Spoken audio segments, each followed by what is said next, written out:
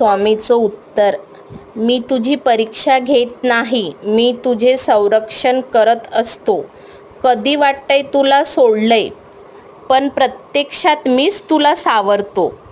तुझ्या जीवनात जे घडतंय ते समजत नाही तुला, पण माझ्या दृष्टीने ते तुझ्या भल्यासाठीच आहे. तू चालत असतो अंधारात आणि मी दिवा होऊन तुझ्या पुढे चालत असतो, हे लक्षात ठेव.